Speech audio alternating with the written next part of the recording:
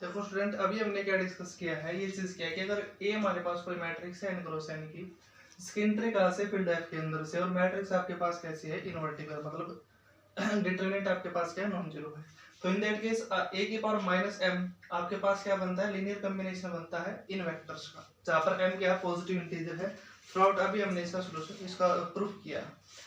तो स्टूडेंट, अब दरअसल क्वेश्चन ये होता है कि इस चीज को सोचे कैसे और अप्लाई कैसे करें। सबसे मेन हमारे पास जो काम होता है, मोस्ट ऑफ द केसेस का स्टूडेंट को ये प्रॉब्लम आती है कि कोई भी स्टेटमेंट दे दी जाए, उनको थ्योरम दे दी जाए, वो अप्लाई नहीं कर पाते, उसको कैसे कनेक्ट करना है, उसको सोचना कैसे है और कैसे आंसर बनाना होता है, इसमें मेन प्रॉब्लम आती है। देखो उसके लिए हम क्या करते हैं, जैसे कि मैंने क्या कर दिया, इसको इस थ्योरम को थ्रू आउट एक क्वेश्चन के अकॉर्डिंग मर्ज करते हैं।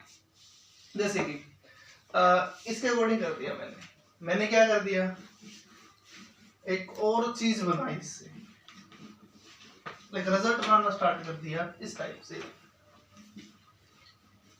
ये बना दिया रिजल्ट।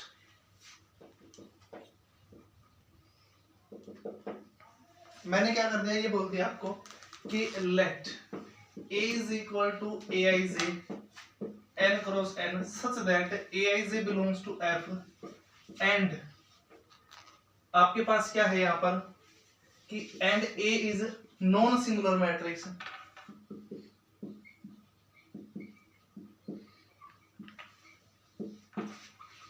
तो फिर मैंने क्या किया है, अब इसको देखकर एक वेक्टर स्पेस कंस्ट्रक्ट किया, अपनी तरफ से बना लिया, अपनी तरफ से एक वेक्टर स्पेस।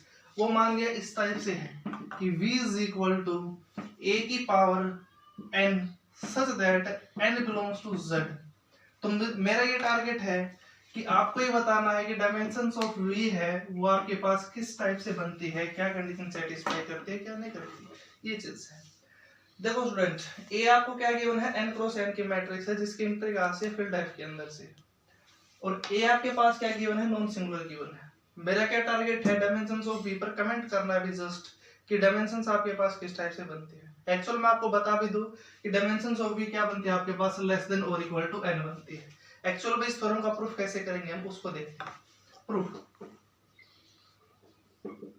देखो, आपको क्या गिवन था, ए कोई n क्रॉस n की मैट्रिक्स थी जिसकी एंट्री फील्ड एफ के अंदर सी थी और नॉन सिंगुलर थी, और V आपने क्या किया, एक वेक्टर स्पेस बनाया है। दरअसल वो क्या होता है, इस टाइप के मेंबर्स आते हैं उसके अंदर। दरअसल आपके पास V क्या है, एक्चुअल में V है आपके पास, वो जरनेट है किन से, इसके अंदर n के जगह पर वैल्यू पुट कर दिया मैंने, इंटीजर को चलाना स्टार्ट कर दिया।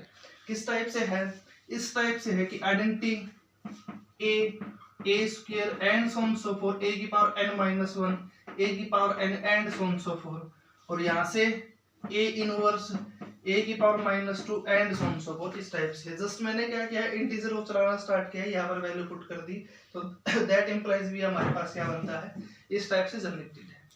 देखो स्टूडेंट, मैंने अभी आपको एक बात बताई थी, थ्योरम फर्स्ट के अकॉर्डिंग मैंने क्या चीज डिस्कस किया था, मैंने ये चीज बताया था आपको कि वहां पर a आपके पास कोई भी मैट्रिक्स हो, ए मेरे पास कोई भी मैट्रिक्स हो और n क्रॉस n की हो, मैंने यहाँ पर ये नहीं बोला कि सिंगुलर नॉन सिंगुलर, कैसी भी मैट्रिक्स हो n क्रॉस n की हो, तो इन दैट केस a की पावर k और k की वैल्यू आपके पास क्या हो, n या n से ज्यादा हो, तो आपके पास जो a की पावर k है वो क्या बनता है, लीनियर कॉम्बिनेशन बनता है किसका, आइडेंटिटी मैट्रिक्स a का, a स्क्वायर का and so on so fourth, a की पावर n माइनस 1 का।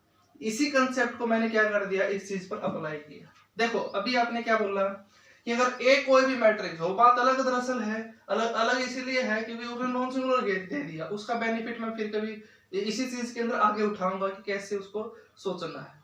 देखो आपने ये बोल दिया कि a की पावर n है, ये चीज, ये एलिमेंट, ये वेक्टर आपके पास क्या बनता है, इनका लीनियर कॉम्बिनेशन बनता है। सिमिलरली a की पावर n से जितने भी अगले मेंबर है वो भी क्या बनते हैं, इनका लीनियर कॉम्बिनेशन बनता है by using the theorem first. तो इसका मतलब नेक्स्ट वाले जितने भी वेक्टर है मेरे पास वो क्या बन चुके, लीनियर कॉम्बिनेशन बन चुके, आइडेंटिटी मैट्रिक्स a का, a स्क्वायर का and so on so fourth, a की पावर n माइनस 1 का। और अभी मैंने आपको जो थ्योरम बताई है सेकंड थ्योरम, उसके अकॉर्डिंग हमने क्या किया था कि अगर a आपके पास क्या हो, नॉन सिंगुलर मैट्रिक्स हो, n क्रॉस n की हो, तो इन दैट केस a की पावर माइनस m और m आपके पास क्या पॉजिटिव इंटीजर, तो वो भी क्या वेक्टर बनता है, वो लीनियर कॉम्बिनेशन बनता है आइडेंटिटी मैट्रिक्स का, ए का ए स्क्वायर का and so on so forth A की पावर n माइनस 1 का। उसी कंसेप्ट का यूज करोगे। अभी जो हमने प्रूफ किया था थ्योरम नंबर सेकंड का, उसी का एक जस्ट अभी हमने क्या बोला था कि ए इनवर्स है, वो भी क्या बनता है, इन वेक्टर का लीनियर कॉम्बिनेशन।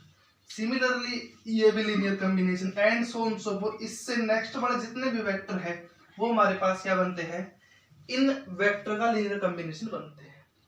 देखो स्टूडेंट, अब इसको देखकर मैंने एक सेट बनाया एस, ये बना दिया। इसके अंदर मेंबर कौन से है मेरे पास, वो ये identity A square and so on so forth A की पावर n माइनस 1, ये बना दिया। अब एक बात बताओ स्टूडेंट, अभी आपने बोला कि ए की पावर n और उससे नेक्स्ट वाले जितने भी मेंबर हैं सारे के सारे इनका लीनियर कॉम्बिनेशन है, और ए इनवर्स और इससे जस्ट इस साइड वाले जितने मेंबर है सारे सारे इनका लीनियर कॉम्बिनेशन। तो इसका मतलब ये सेट पूरे पूरे वेक्टर स्पेस को जनरेट किया है, फिर नहीं किया। तो दैट इंप्लाइज यहाँ से डायमेंशंस ऑफ v कितना बनता है, वो क्या बन चुका, वो ये बन चुका कि लेस देन और इक्वल टू n, क्योंकि आपके पास यहाँ पर एग्जैक्टली तो मैं ये नहीं बोल सकता कि n बनेगी, वो डिपेंड करता है कि क्या पता है सारे के सारे वेक्टर अगर li है तो डायमेंशंस एग्जैक्टली मेरे पास n है। अगर इनमें से एक भी वेक्टर ऐसा मिलता है जो औरों का लीनियर कॉम्बिनेशन है तो डायमेंशंस ऑफ v क्या बनेगी, यहाँ से स्ट्रिक्टली लेस देन n बनेगी। यहाँ से आपको ये सोचना था कि कैसे अप्लाई करना इस चीज को और कैसे नहीं करना।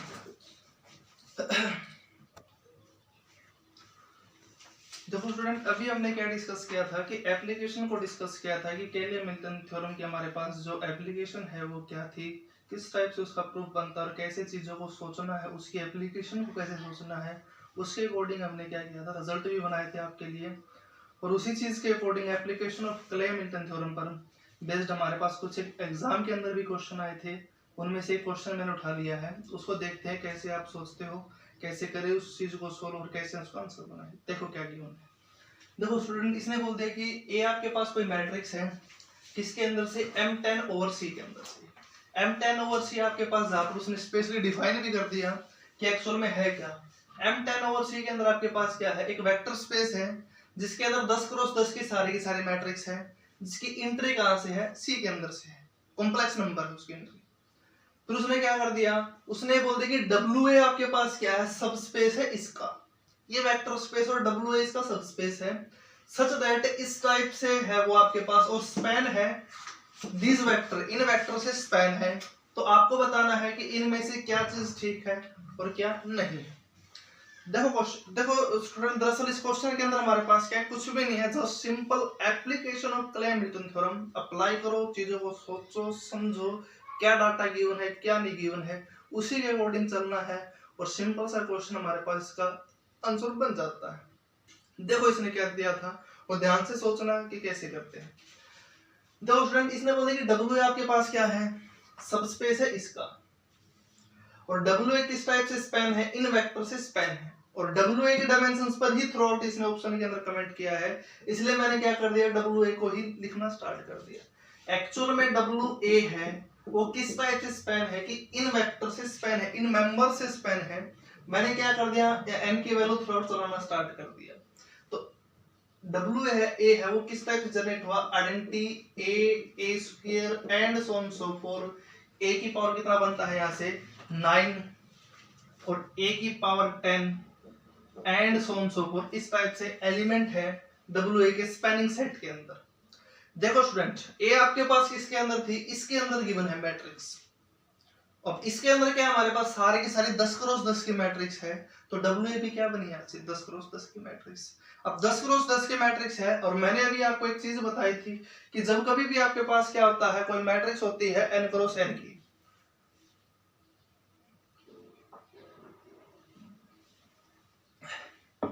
जब कभी भी n क्रॉस n की मैट्रिक्स होती है हमारे पास, तो n से बड़े जितने भी नंबर हैं उन सभी के लिए a की पावर k, n से बड़ा कोई भी नंबर अगर मैं चूज करता हूं, नेचुरल नंबर चूज करता हूं, तो a की पावर k है वो क्या बनता है, दरअसल लीनियर कॉम्बिनेशन बनता है किनका, identity a square and so on so fourth a की पावर n माइनस 1 तक का। तो अब इसका मतलब 10 क्रॉस 10 की थी, तो इसका मतलब ये बात तो श्योर है वहां पर n की वैल्यू कितनी बनती है, 10 बनती है। तो इसका मतलब a की पावर 10 है, by the application of Cayley-Milton theorem वो क्या बनता है, लीनियर कॉम्बिनेशन बनेगा इन मेंबर का। सिमिलरली a की पावर 11 भी क्या बनेगा, लीनियर कॉम्बिनेशन बनेगा इन वेक्टर का, and so on so fourth. तो इसका मतलब जो WA है एक्चुअल मायने में वो किन से जनरेट है, इनसे जनरेट है, identity a square and so on so fourth a की पावर 9। तो अब एक बात बताओ, ये जो मेंबर है जनरेट करते हैं WA को, अब ये मेंबर कितने एक्चुअल में 10 मेंबर है, तो इसका मतलब WA की डायमेंशंस कितनी बनेगी, ज्यादा से ज्यादा 10 बनेगी। तो दैट इंप्लाइज यहां से क्या बना कि dimensions of WA is less than और इक्वल टू 10, ये चीज थी। अब WA तो आपके पास कोई भी मैट्रिक्स हो सकती थी। अब मैं एग्जैक्टली यहां से ये तो नहीं बोल सकता कि WA की डायमेंशंस 10 ही बनेगी, यहां से ये भी नहीं बोल सकता कि 9 बनेगी, कितनी बनेगी अभी नहीं बोल सकता। हाँ, मैं अपर बाउंड जरूर बता सकता हूं कि उसका सुप्रीमम क्या बनेगा, वो बनेगा 10 बनेगा। तो इसका मतलब ये है कि डायमेंशंस ऑफ WA कितने, ज्यादा से ज्यादा 10 है, 10 से ज्यादा नहीं हो सकती हमारे पास। तो अब अगर वो तो यहां से एग्जैक्टली 10 भी हो सकती थी अगर ये सारे के सारे वेक्टर Li होते तब। अगर LD एक भी हुआ, मतलब अगर इनमें से एक भी वेक्टर का लीनियर कॉम्बिनेशन बनता है तो डायमेंशंस क्या बन जाएगी, लेस देन 10 बन जाएगी। अब ऑप्शन पर आते हैं। फर्स्ट ऑप्शन में इसने बोल दिया कि फॉर एनी ए, आप ए कुछ भी लो, उसके लिए डायमेंशन ऑफ WA कितनी बनेगी, 10 बनेगी। आपने भी तो यही बनाया है, तो that implies option first is correct. अब फिर उसने बोल दिया कि for any A dimensions of WA is less than 10। No, it is incorrect. कैसे, देखो अगर ये सारे के सारे वेक्टर इसमें अगर Li बनते हैं तो in that case dimensions of WA कितनी बन जाएगी हमारे पास, एग्जैक्टली 10। इसने मैट्रिक्स थोड़ी ना गिवन थी जो अभी मैं कमेंट कर सकता हूं कि वो तो 10 से कम ही बनेगी, नहीं गिवन थी। तो इसने बोले कोई भी ए उठाओ आप इसके अंदर से, उसके लिए डायमेंशंस ऑफ WA निकालोगे वो लेस देन 10 बनेगा हमेशा। No, it is incorrect. अगर वो यहां पर ये बोलता कि 11 बोलता तो ठीक था, अब उसने 10 बोल दिया, तो यहां पर अगर ये सारे के सारे मेंबर आपके पास Li बनते, अगर ये सारे के सारे मेंबर मेरे पास Li बनते तो in that case dimensions exactly हमारे पास क्या हो जाती, 10 हो जाती। तो दैट इंप्लाइज उस केस के अंदर, तो इसका मतलब इट इज क्वाइट पॉसिबल कि डायमेंशंस ऑफ WA क्या बनते हो, 10 बनते हो। तो that implies this option is incorrect. अगर वो यहां पर ये बोलता कि for some A dimensions of WA is less than 10 तब ठीक था, बट इसने तो सभी के लिए कमेंट कर दिया कि dimensions of WA less than 10 बनेगी, इसलिए इनकरेक्ट है। अब यहाँ पर फॉर सम ए, इसे बोलते हैं कि कुछ ए ऐसे है इसके अंदर से जिसके लिए डायमेंशंस ऑफ WA इस कंडीशन को सेटिस्फाई करती है, मतलब कि 10 से बड़ी होगी और 100 से कम होगी, बट आपके पास क्या बनी है, ज्यादा से ज्यादा 10 बनी है। तो इसका मतलब अगर 10 से कम बनती है, अगर यहाँ पर पुट करता हूं तो इट इज नॉट सेटिस्फाई, अगर 10 बनती है तब पुट करता हूं तो भी सेटिस्फाई नहीं करता। तो that implies this option is also incorrect. अगर मान लो वो यहाँ पर इक्वल टू और लगा देता तब ठीक था, ये फॉर सम के लिए ठीक था, अगर फॉर एनी के लिए करता तो भी गलत है। तो अब फोर्थ ऑप्शन पर आते हैं। इसने बोला कि for some A dimensions of WA is equal to 100। No, it is incorrect. ज्यादा से ज्यादा कितनी बनेगी आपकी, 10 बनेगी, और ये तो बोल रहा है कि आपके पास 100 बनेगी। कुछ ए ऐसे है जिसके डायमेंशंस आपके पास कितने बनेगी, 100 बनेगी। अभी आपने क्या प्रूव किया है कि डायमेंशंस ऑफ WA कितने बनेगी, लेस देन और इक्वल टू 10 बनेगी। ये था आपके पास स्टूडेंट क्वेश्चन, इस टाइप से आपको सोचना था।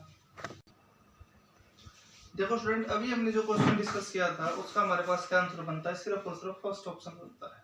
इस टाइप से आपको क्या होता है, चीजों को सोचना है। जो चीज गिवन है थ्रू आउट आपने जो पढ़ ली, जिस बुक को फॉलो किया है, चाहे वो आपके पास क्या हो, सोम सीरीज हो, फ्रेडबर्ग हो, डेविड किनकेड हो, डेविड सिल्ले हो, ओफमैन कुंजे हो, जो भी आप चीज बुक फॉलो करते हो उसके अकॉर्डिंग चलो। कंटेंट आपके पास बुक बहुत अच्छी बुक हमारे पास लिनियर अलजेब्रा की, 10 चीजों को सोचना है, अप्लाई करना है, और कुछ भी नहीं होता।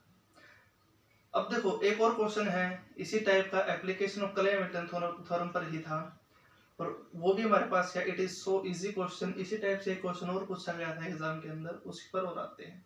देखो इसने अब क्या बोल दिया, क्वेश्चन क्या हमारे पास दरअसल है, ये इस टाइप से डिजाइन कर दिया। इसने बोल दिया कि सी हमारे पास क्या है, कोई मैट्रिक्स है, n क्रॉस n की मैट्रिक्स है जिसकी रियल एंट्री है। फिर उसने क्या कर दिया, W एक वेक्टर स्पेस बनाया जो आपके पास क्या है, इन मेंबर से जनरेट है। तो आपको क्या बताना है, डायमेंशंस ऑफ W है वो क्या बनती है, 2n बनेगी। ज्यादा से ज्यादा कितनी बनती है, n बनती है, n स्क्वायर बनती है, एट मोस्ट 2n बनती है। इस टाइप से ऑप्शन उसने डिजाइन कर दिए। देखो स्टूडेंट, एक्चुअल में क्वेश्चन हमारे पास क्या है, कुछ भी नहीं, it is so easy question. Just apply करो एप्लीकेशन ऑफ क्ले-हैमिल्टन थ्योरम, सोचो क्या था क्या नहीं था, क्या डाटा गिवन है क्या नहीं गिवन है, जस्ट अप्लाई करो उस चीजों को निकालो, डग आउट करो, वहां से आपने क्या चीज सीखी अभी तक।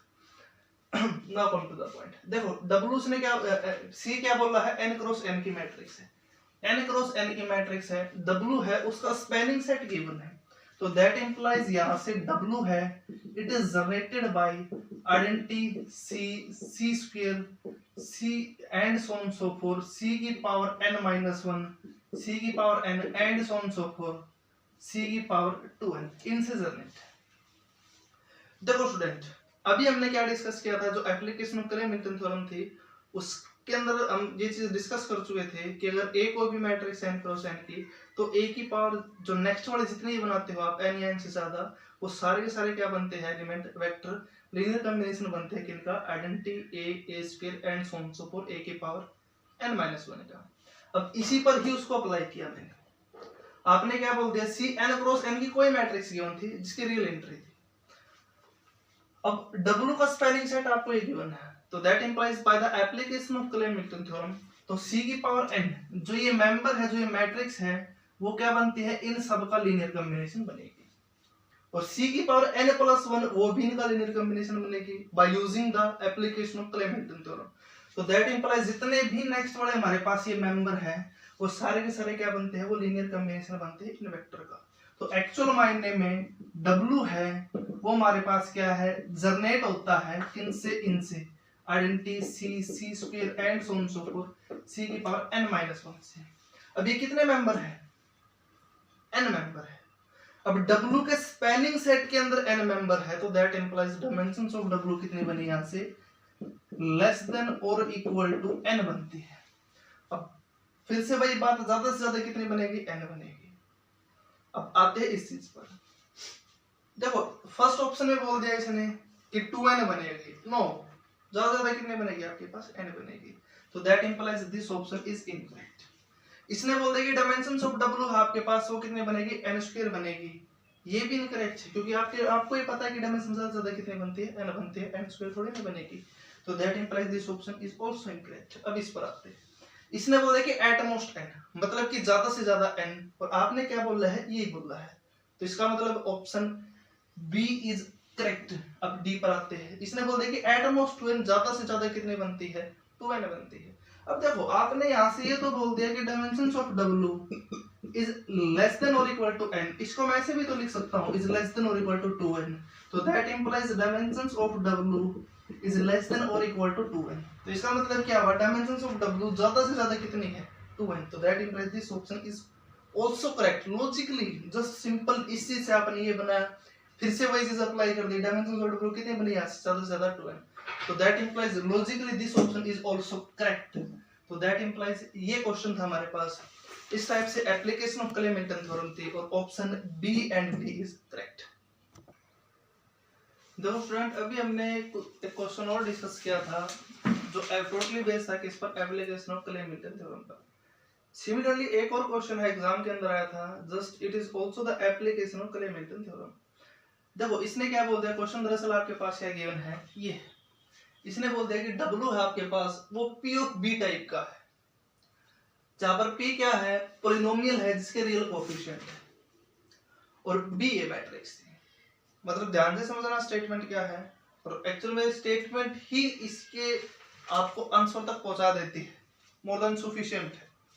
देखो कैसे, इसने क्या बोल दिया, P आपके पास कोई रियल पॉलिनोमियल है, उसके अंदर क्या करो आप, B को इंसर्ट करो, पुट करो, जो मैट्रिक्स बन के आती है वो सारी के सारी मैट्रिक्स इसके अंदर, वो मैट्रिक्स इसके अंदर गई, W के अंदर गई। इस टाइप से कोई और पॉलिनोमियल उठाओ, B पुट करो, फिर जो मैट्रिक्स बन के आई वो इसके अंदर गई, फिर एक और कोई और पॉलिनोमियल उठाओ, B पुट करो, फिर आपके पास जो मैट्रिक्स बनी वो इसके अंदर गई, and so on so forth. इस टाइप से इनफाइनाइट मैनी वेक्टर किसके अंदर गए, हमारे पास W के अंदर गई, और जहां पर B मैट्रिक्स ये थी। देखो स्टूडेंट एक बात बताओ, B मैट्रिक्स वो कितने ऑर्डर की है, 3 क्रॉस 3 की, इस टाइप से। अब देखो एक्चुअल मायने में क्वेश्चन ये है, ये आपके पास क्या है, W, इसके अंदर मेंबर कौन से गए हैं, ध्यान से सुनना। मैंने क्या कर दिया, एक पॉलिनोमियल बनाई 1 प्लस एक्स, रियल कोएफिशिएंट है, हाँ रियल कोएफिशिएंट है, B इसके अंदर पुट किया, मैट्रिक्स बनी इसके अंदर गई, वो क्या बनी, B प्लस आई, फिर एक पोलिनोमियल और बनाई x, b पुट किया x के अंदर तो क्या बना b, और एक बनाई मैंने कांस्टेंट पोलिनोमियल के थ्रू आइडेंटिटी, फिर एक पोलिनोमियल और बनाई एक्स स्क्वायर लिया, फिर क्या बना बी स्क्वायर, फिर एक्स क्यूब लिया उसके अंदर बी पुट किया तो B cube, B four and so on so forth. फिर मैंने क्या किया यहाँ से एक और पोलिनोमियल बनाई अपनी तरफ से इस टाइप की 1 plus x square plus x cube. इसके अंदर क्या किया मैंने बी पुट किया, जो मैट्रिक्स बनी इसके अंदर है, क्योंकि डिजाइन इस एक्चुअल मायने में उसने डब्ल्यू को इसी टाइप से किया था। तो यहाँ से क्या बना identity plus B square plus B cube and so on so forth. इस टाइप से इनफाइनाइट मैनी मेंबर किसके अंदर हमारे पास डब्ल्यू के अंदर है। अब उसने ये बोल दिया अगर डब्ल्यू के डायमेंशंस क्या हो, हमारे पास डी गिवन हो, तो अब ये बताओ कि डी इनमें से कौन सी कंडीशन सेटिस्फाई करता है, ये आपको बताना था। अब देखो स्टूडेंट, एक्चुअली मैंने क्या कर दिया, मैं W की डायमेंशंस पर कमेंट करना स्टार्ट करूंगा, फिर उसके अकॉर्डिंग चलना स्टार्ट करूंगा। देखो मैंने क्या कर दिया, W का स्पैनिंग सेट बनाना स्टार्ट कर दिया। देखो कैसे, मैंने क्या कर दिया, एक सेट बनाया S, उसके अंदर मेंबर लिए आइडेंटिटी B स्क्वायर। आपको अगर याद हो तो हमने ये किया था कि W अगर A कोई n क्रॉस n की मैट्रिक्स है और W के अंदर एक W एक सेट वेक्टर स्पेस है जो जर्नेट है किनसे, identity A square and so on so fourth, A की पावर n-1 A की power n and so on सो। वहां से हमने क्या किया था, डायमेंशंस ऑफ P पर कमेंट किया था, कितनी बनती थी, ज्यादा से ज्यादा n बनती थी। अब एक बात बताओ, क्या मैं इन तीन मेंबर की हेल्प से इस W के हर एक मेंबर को लिख सकता हूं या फिर नहीं लिख सकता? एक बात बताओ, W की पावर 4 है, W की पावर 4 है, by the application of clay-Milton theorem, तो वो क्या बनेगा, लीनियर कॉम्बिनेशन बनेगा किनका, आइडेंटिटी B और B स्क्वायर का। आइडेंटिटी तो मैंने रख लिया, B भी रख लिया, B स्क्वायर भी रख लिया, B क्यूब भी है, इनका लीनियर कॉम्बिनेशन बनता है।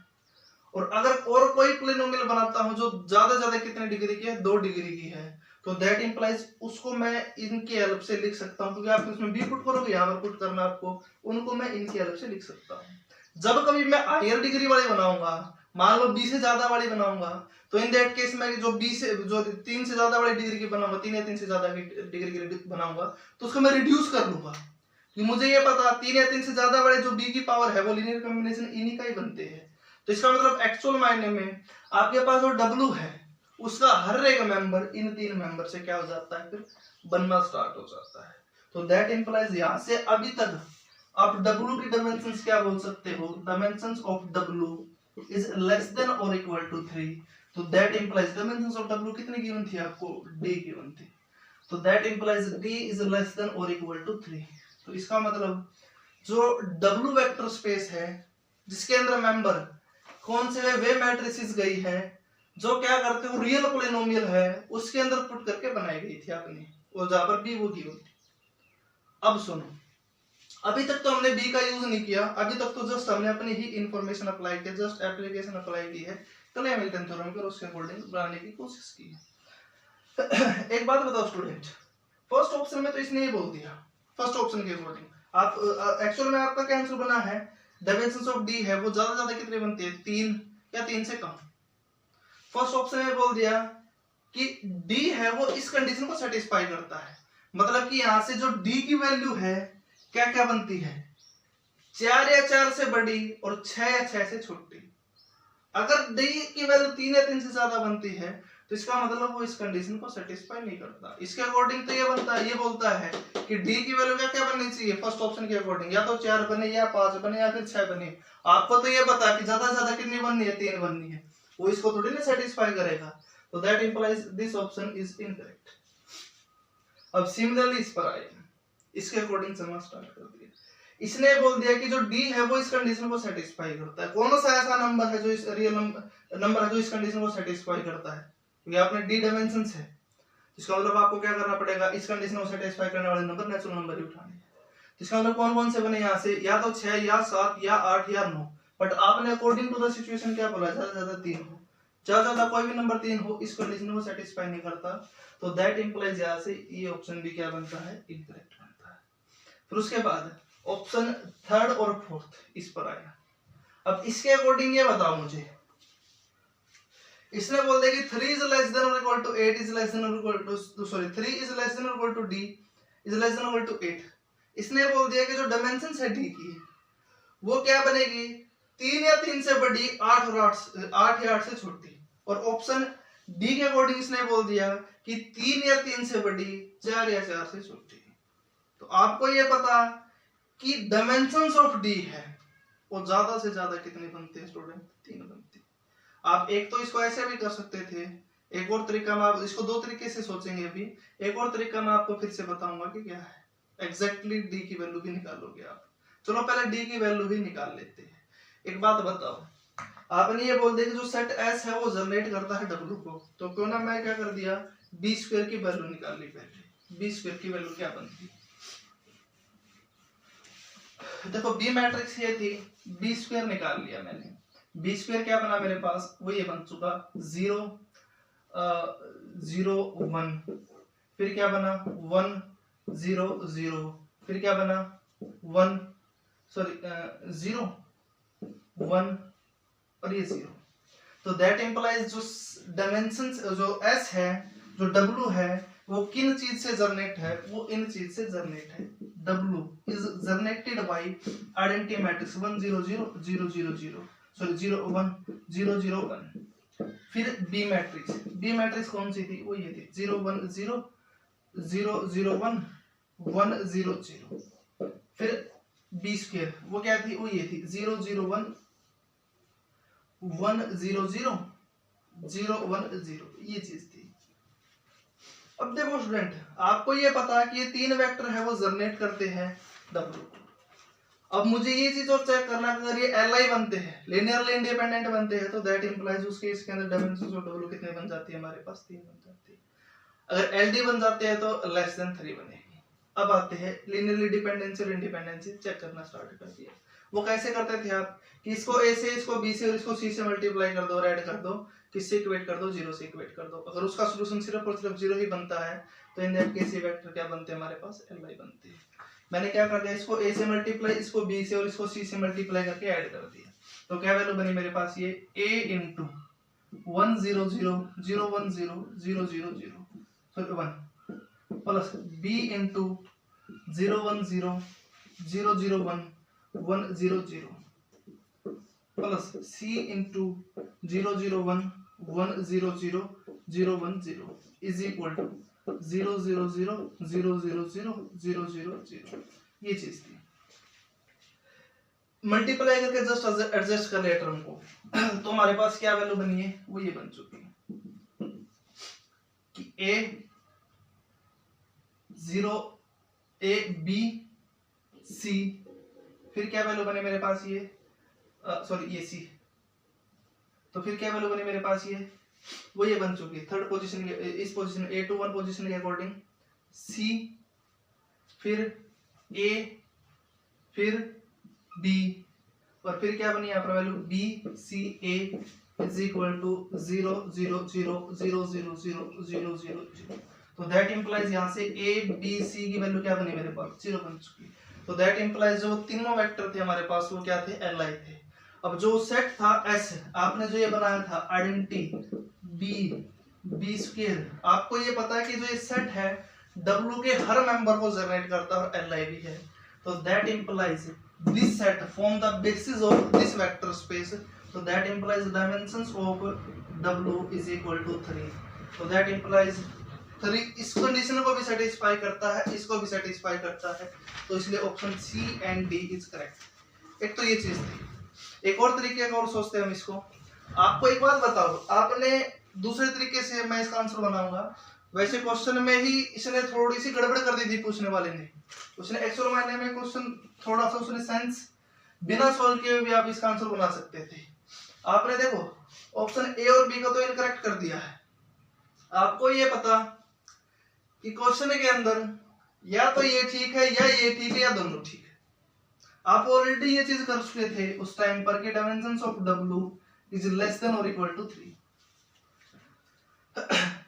इस कंडीशन को सेटिस्फाई करने के लिए W की डायमेंशंस क्या होनी पड़ेगी, इन दोनों इस कंडीशन को या फिर इस कंडीशन को सेटिस्फाई करने के लिए W की वैल्यू कितनी बननी पड़ेगी, 3 बननी पड़ेगी।